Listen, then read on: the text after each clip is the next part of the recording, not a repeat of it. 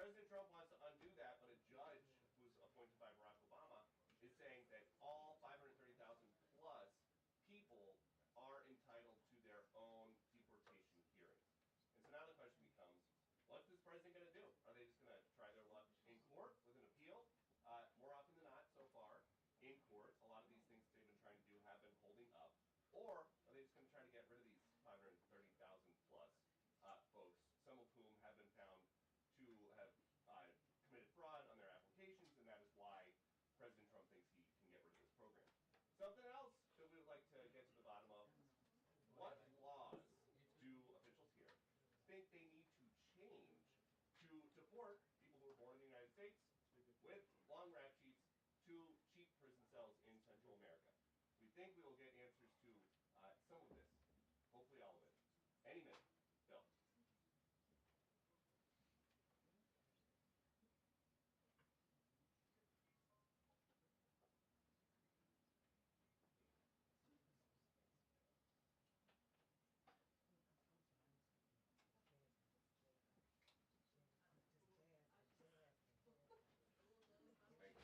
Thank you, Misha. Don't steal my question. I was going to say, what are you going to ask? No idea. Wing it.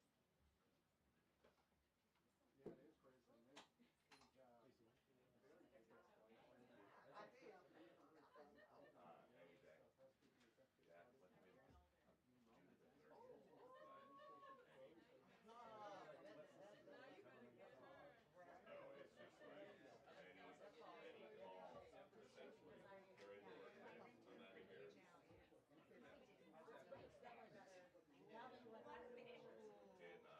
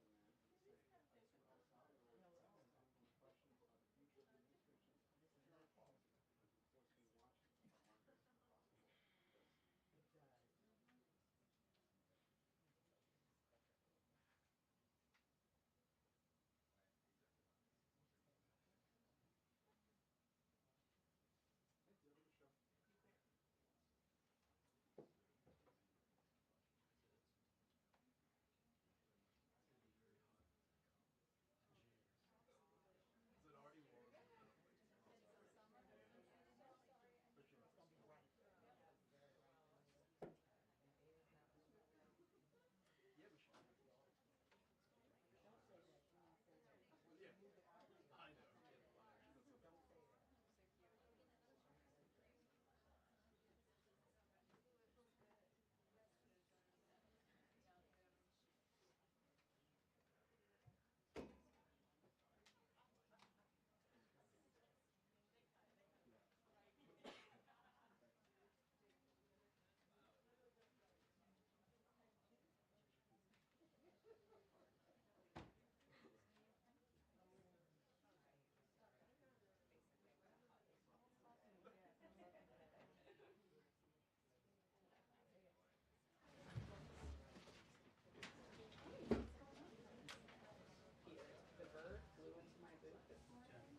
Watch out.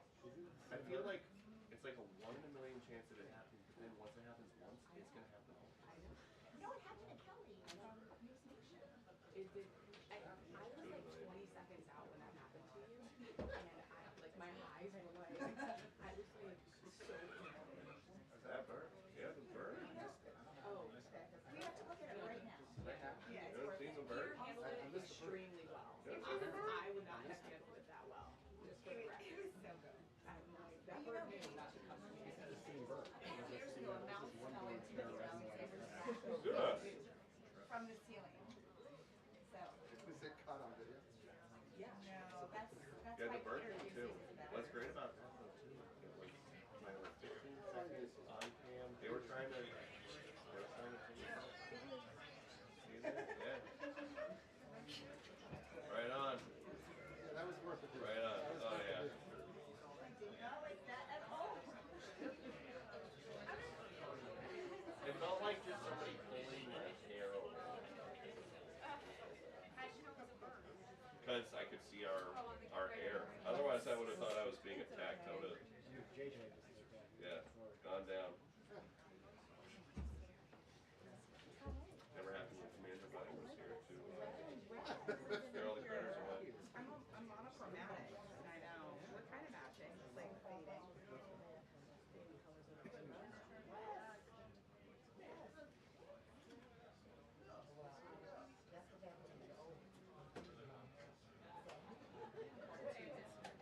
Yeah.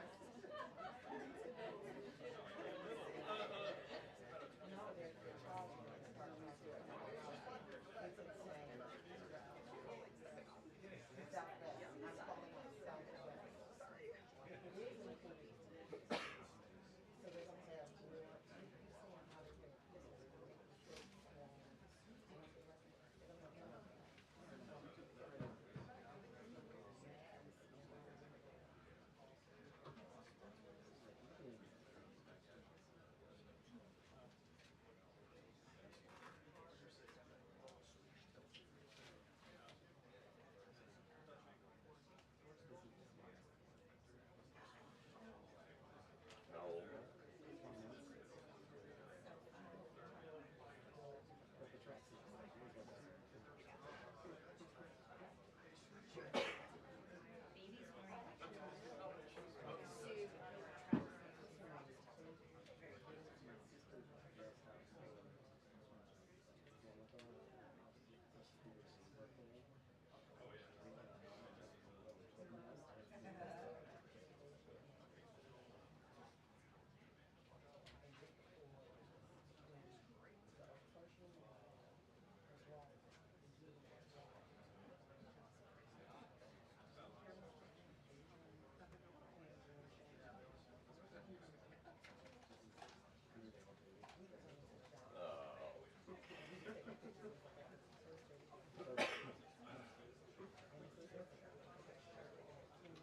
Way more creative.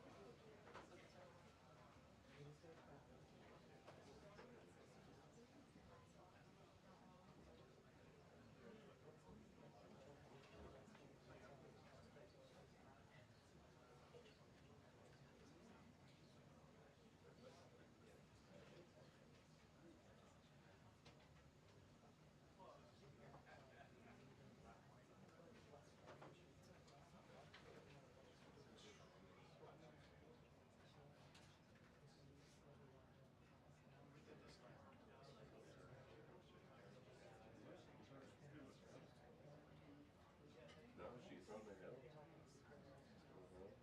Yeah. Her last time, her walking on the road.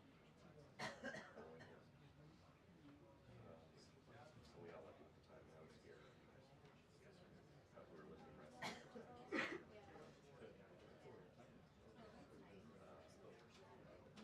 We still have a lot of time.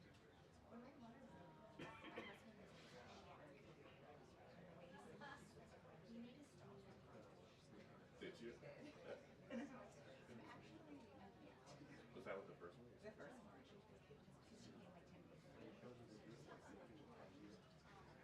Anyway. But you have to work out. Yeah. But still. Yeah. And I like it quicker with the second one. Or within, I mean, she's very nice. Trying to figure out if it's, yeah.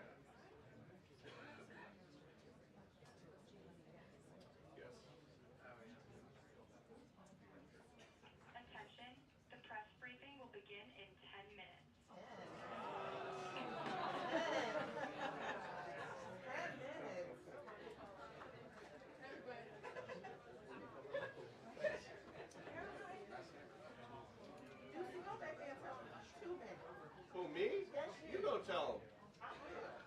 They don't listen to me. Yeah, they do. They watch what? But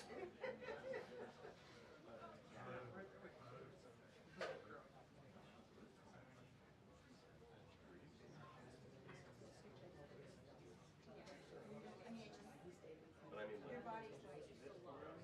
So we're doing this again.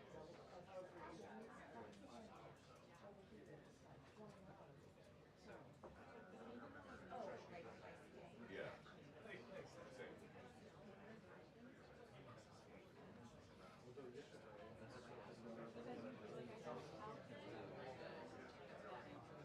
Yeah, my wife's mom.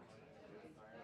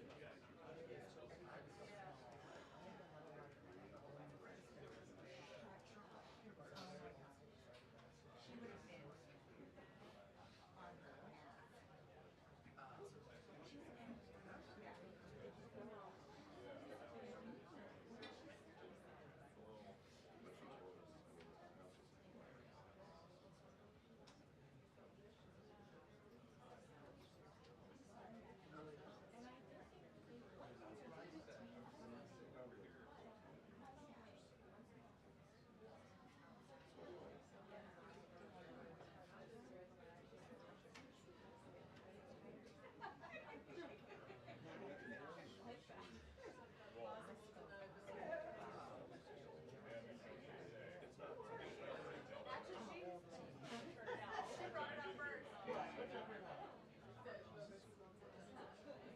He blamed it on me. Baby. I said, she spilled it first. No, but you could wild with it. That's true, that's true. Let me tell you, everybody around here. Everybody knew it. Let me tell you something, my dad don't tell me. There you go. It was at once.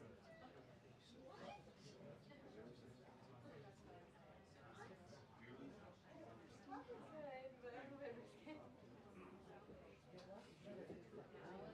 last one started.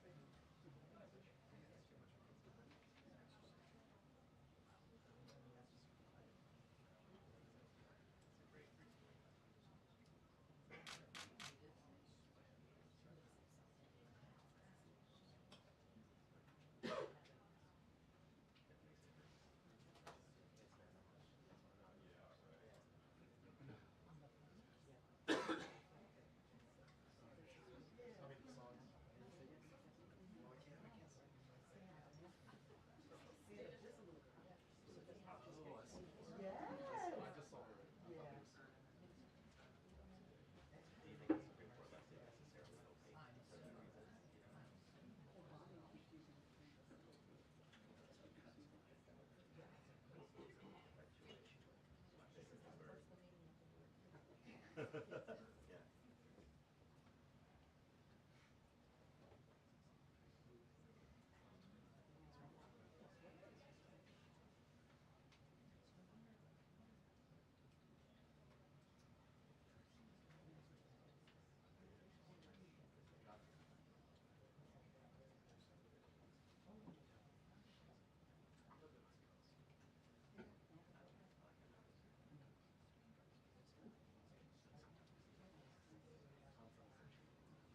Yeah, interpretation.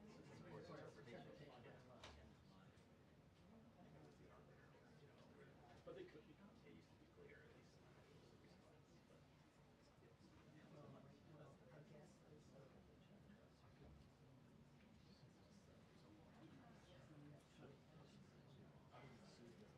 Constitution. No,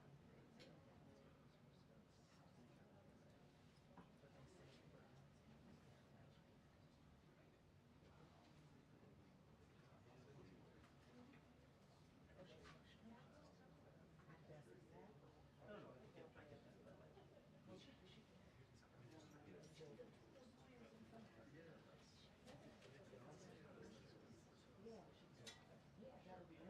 telling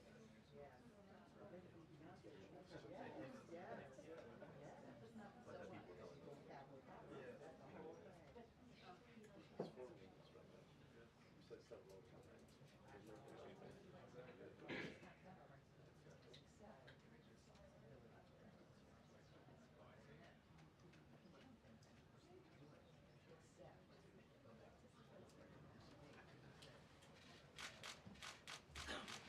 Good afternoon, everybody. I apologize for my tardiness, but I came directly from the Oval. I have some newsy updates to share from the President, which I know you all very much value and appreciate. So let's get to it. The President promised millions of Christians across the country on the campaign trail that he would create a White House faith office when he returned to the White House, and he has delivered on that promise. The White House Faith Office has put together an extraordinary week-long celebration currently underway for Holy Week ahead of Easter Sunday. The President signed a Holy Week proclamation, filmed a special presidential video message, and will be hosting a pre-Easter dinner tomorrow night and a White House staff Easter worship service on Thursday. The President and the First Lady are honored to continue the tradition of the White House Easter egg roll, which will take place on the South Lawn next Monday. In other news, President Trump is turning America into a manufacturing superpower again. Yesterday, there was a monumental announcement by NVIDIA, one of the largest companies in the world. This is just the latest example. For the first time ever, chip-making giant NVIDIA will produce AI supercomputers entirely in the United States as part of its pledge to produce $50 billion worth of AI infrastructure in our country over the next 4 years. With their manufacturing partners, they have commissioned more than 1 million square feet of manufacturing space to build and test NVIDIA Blackwell chips in the great state of Arizona and AI supercomputers in the great state of Texas. NVIDIA's founder and CEO Jensen Huang touted how the engines of the world's AI infrastructure are being built in the United States for the first time. This is the Trump effect. This follows trillions in other U.S. investments announced already, including $500 billion from Apple in U.S.-based manufacturing and training, $100 billion from TSMC and U.S.-based chips manufacturing, and the $500 billion private investment led by OpenAI, Oracle, and SoftBank in artificial intelligence infrastructure. Under President Trump, we're going to produce the cars, the ships, the chips, the airplanes, minerals, and medicines that we need right here in America at the hands of American workers. On the border, President Trump continues to break records and protect our homeland. According to CBP, Border Patrol apprehensions along the southwest border for the entire month of March 2025 were lower than the first 2 days of March 2024 under Joe Biden. Incredible law enforcement officers are arresting violent illegal aliens from American communities every day. Here are a few examples from the latest ICE report, which I received this morning. ICE Los Angeles arrested a 54-year-old citizen of Mexico convicted of rape by threat, sodomy with a person under 14 years, and kidnapping in San Jose, California. ICE Houston has arrested a 23-year-old citizen of Mexico convicted of predatory criminal sexual assault of a child in Cook County, Illinois.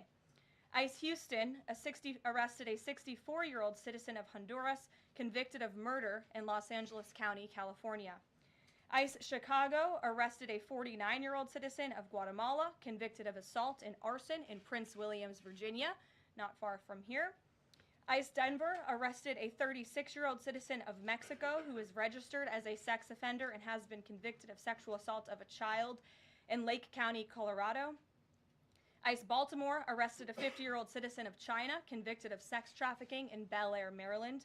And ICE Boston arrested a 46-year-old citizen of Jamaica convicted of 3 counts of rape of a child and 2 counts of indecent assault and battery of a child under 14 in Boston, Massachusetts. President Trump and our administration will not rest until every single violent illegal alien is removed from our country. The safety of the American people is too important to settle for anything less. On that note, the Democrat and media outrage over the deportation of Abrego Garcia, an MS-13 El Salvadorian illegal alien criminal who is hiding in Maryland, has been nothing short of despicable. Based on the sensationalism of many of the people in this room, you would think we deported a candidate for Father of the Year. That's because, unfortunately, many in this country care more about this quote-unquote Maryland father, a legal alien MS-13 gang member, than a Maryland mother and an American citizen who was brutally murdered at the hands of a different illegal alien. Of course, I am referring to Rachel Morin. And if you didn't see yesterday, a Maryland jury found illegal alien Victor Antonio Martinez Hernandez guilty of murdering Rachel Morin in August of 2023. She was a 37-year-old mother of 5 who was jogging in an otherwise safe community northeast of Baltimore when this monster ambushed, strangled, and beat her to death before stuffing her brutalized body in a tunnel drain. The Morin family finally got justice yesterday, but they will never get Rachel back. Our hearts go out to Rachel's family, her 5 children, and her mother, Patty, who has suffered the unimaginable loss of her daughter.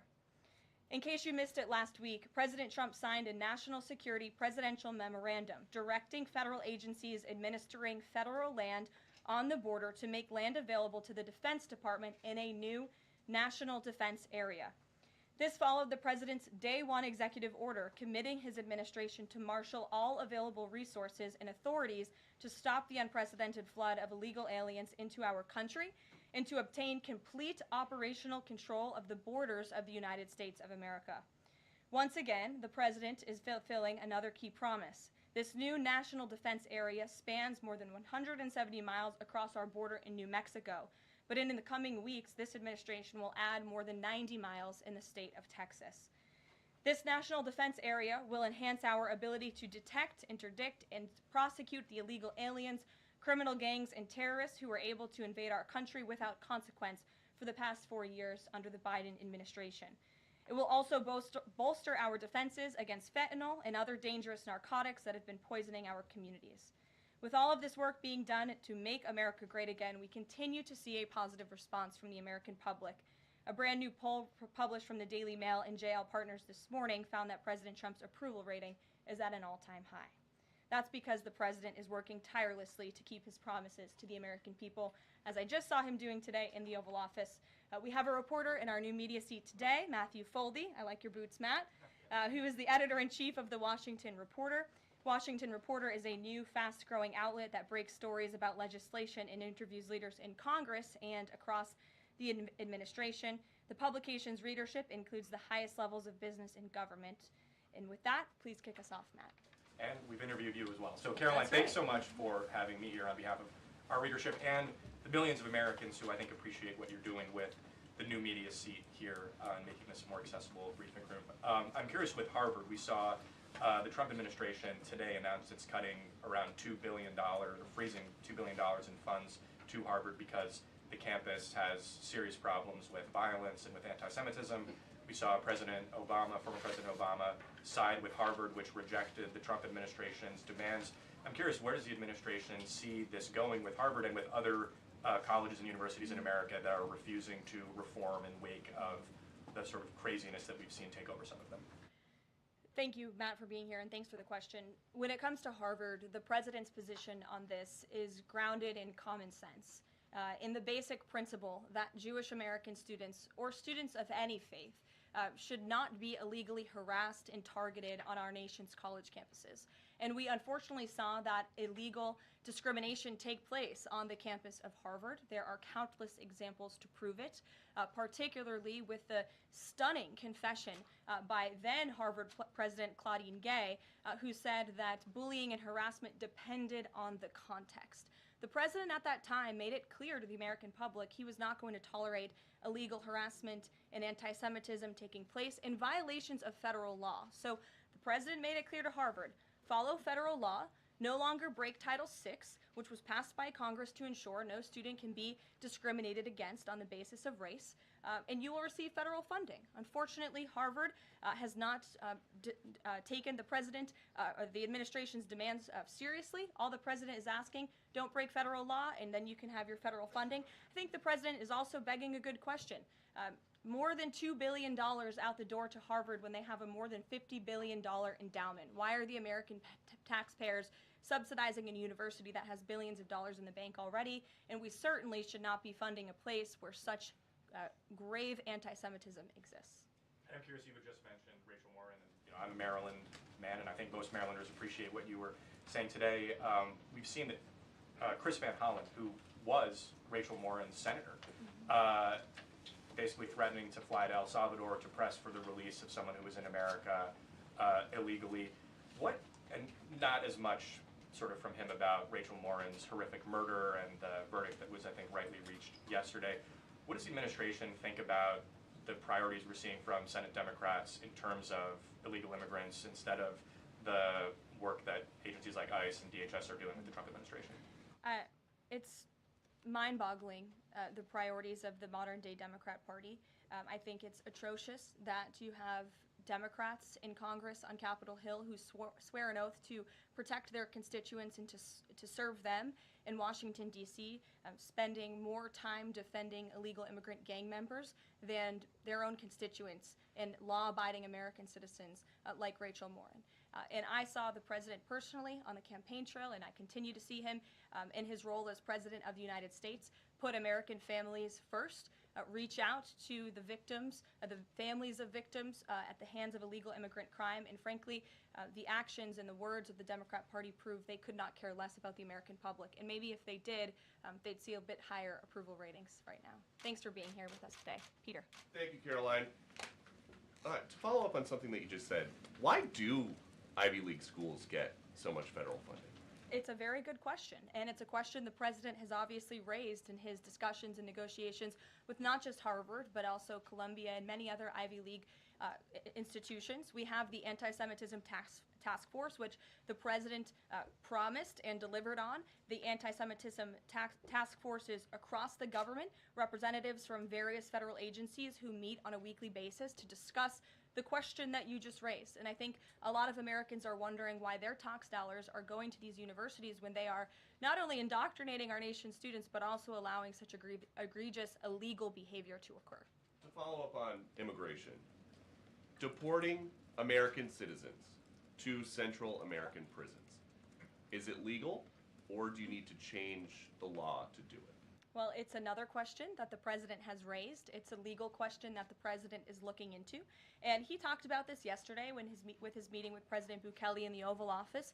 He would only consider this, if legal, for Americans who are the most violent, egregious, repeat offenders of crime who nobody in this room wants living in their communities. And then there's this CHNV thing. President Biden let more than 530,000 people from Cuba, Haiti, Nicaragua, Venezuela into the U.S. with this CHNV program. He did it with the stroke of a pen.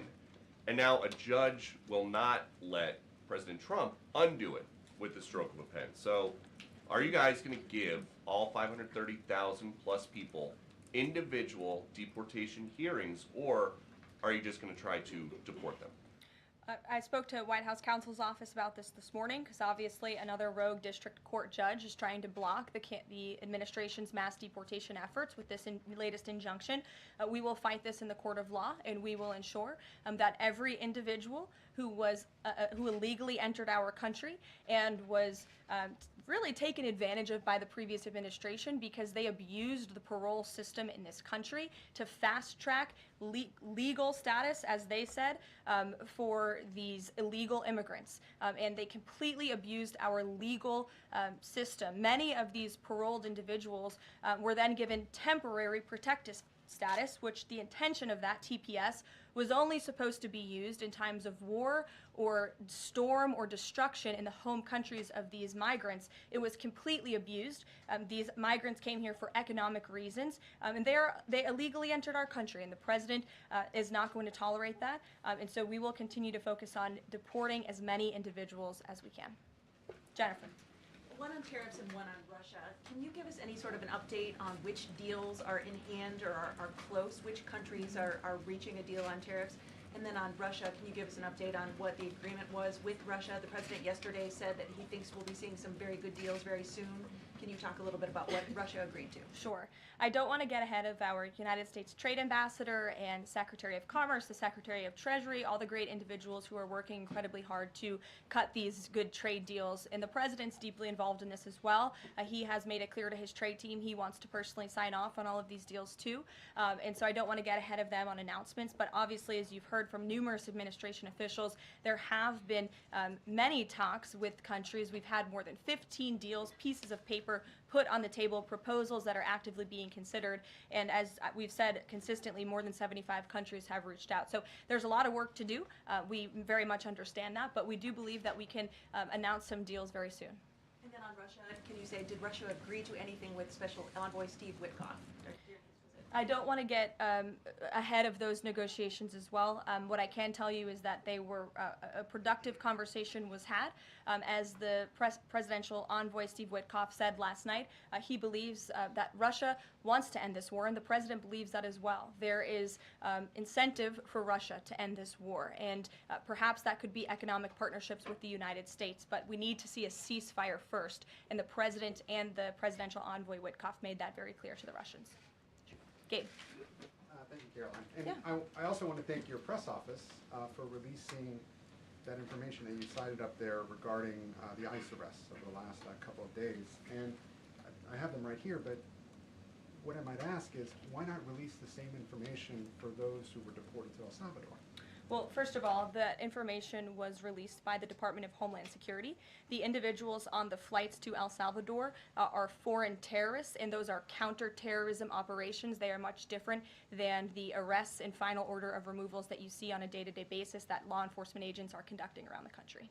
That information was not, to that detail, was not released by DHS, though. I just told you the reason. It was a counterterrorism operation, a deportation of foreign terrorists, not illegal criminals who have been convicted of heinous crimes living in our American communities. It's two different things. Foreign terrorist, illegal immigrant criminal, two different things, two different definitions. You should look them up. Christian, go ahead. Yeah, thanks, Caroline. Does the president support raising the corporate tax rate to pay for all these other tax cuts he wants to see move through Congress? Look, I've seen this idea proposed. I've heard this idea discussed, but I don't believe the president has made a determination on whether he supports it or not. And then secondly, do you have any information on the status of Eden Alexander? Hamas says they lost contact with the unit guarding him following an Israeli airstrike earlier today. I don't have updates. I have not seen that report, but I can certainly check in with our National Security Council. I have spoken to the president about Eden Alexander, and he's made it very clear to our national security team that finding him is a priority, but unfortunately I don't have any updates to share. But it's a very important matter, and certainly we can check in. Sure. Hi. How Hi. concerned is the president that a federal judge could hold a Trump administration official in contempt of court for defying deportation orders? We are complying with all court orders. So I see what you're trying to do there with that question, but we're very confident that every action taken by this administration is within the confines of the law, and we continue to comply with the court's orders. And you have seen that, and the president made that clear yesterday in the Oval Office with President Bukele. Sure. Thanks, Caroline. Could you, just going back to El Salvador, could you just explain to us a little bit more about the legal basis on which you may be able to send US citizens to prison there? I know you said that President Trump is looking at it, but can you explain to us a little bit more about how that might be possible? We're looking at it, and when I have more for you to share, I certainly will. Sure. Still going off the El Salvador questions, yesterday in the Oval Office, administration officials made it very clear that El Salvador is responsible for Mr. Abrego Garcia, yet El Salvador's president said we're not going to do anything with him. So my question is, who is responsible for this man and where he's going to end up? Well, no. First of all, President Bukele said that he is not going to smuggle a foreign terrorist back into the United States of America, as many in this room in the Democrat Party seemingly want him to do. Abrego Garcia was a foreign terrorist. He is an MS-13 gang member. He was engaged in human trafficking. He illegally came into our country. And so deporting him back to El Salvador was always going to be the end result. There is never going to be a world in which this is an individual who's going to live a peaceful life in Maryland, because he is a foreign terrorist and a MS-13 gang member. Not only have we confirmed that, President Bukele yesterday in the Oval Office confirmed that as well. So he went back to his home country, where he will face consequences for his gang affiliation and his engagement in human trafficking. I'm not sure what is so difficult about this for everyone in the media to understand, and it's appalling, truly appalling, that there has been so much time covering this alleged human trafficker and this gang member, MS-13 gang member. It's truly striking to me. Karen. Thanks, Caroline. The president was posting on Truth Social today about helping American farmers. And last week in his cabinet meeting, he was talking about a plan to work with farmers to retain workers who are in the U.S. illegally, provided that they leave and then come back through what he said would be a legal process. Can you give details on what that would look like, how many workers he's talking about, how long a plan like that would take to implement, and the timeline for more details on getting this actually to implementation? I can check in with our immigration and our policy team and get you some more details on that, Karen. And is this something he wants to roll out soon? I mean, he was